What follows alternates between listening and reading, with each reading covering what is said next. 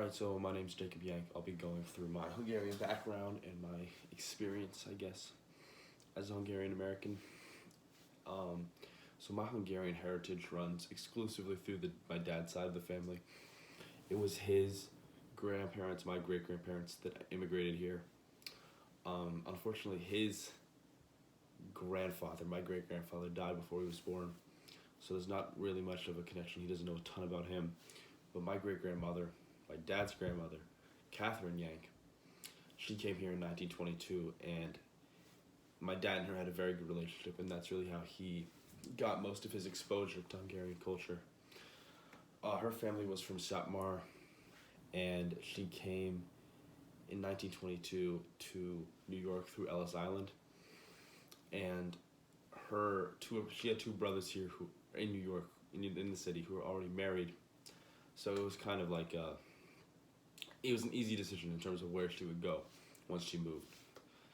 And she lived to be pretty freaking old. I was probably 3 when she passed away, so I never really, I remember what she looked like, where she would sit in her apartment in New York, but I never really got to engage with her. And her son, my dad's dad, my grandma, and my grandpa, he also died before I was born. So that was probably my other best opportunity to connect with my heritage. However, in terms of my experiences of being a Hungarian American, my great aunt, my grandpa's sister, she lived to also be pretty old, and she lived in the city, New York City, and we would visit her pretty often.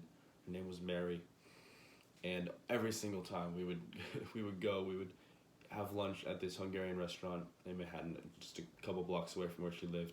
She really lived in the same few block radius that she grew up in, never really moved. And honestly, that was probably my biggest exposure to Hungarian culture, was through the food. My dad would cook, I wouldn't say consistently, but when he would cook, oftentimes it would be Hungarian food, chicken paprikash, sega goulash, and even a little bit of the Polish-Hungarian crossover. My mom would make stuffed cabbage pretty often, and that was probably my favorite food. So, yeah, food was a big way that I understood Hungarian culture. And at this stage, I really don't have any engagement, interaction with the Hungarian American community. However, once I take the trip and return, I think that'll be an enlightening experience where, and following that, I plan to volunteer at local Hungarian organizations in my area. Definitely anyone I talk to, be it at school, university, one of the organizations, or I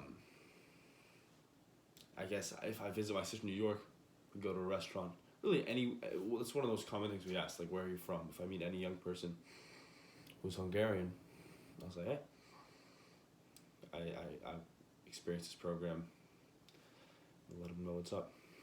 So yeah, thank you.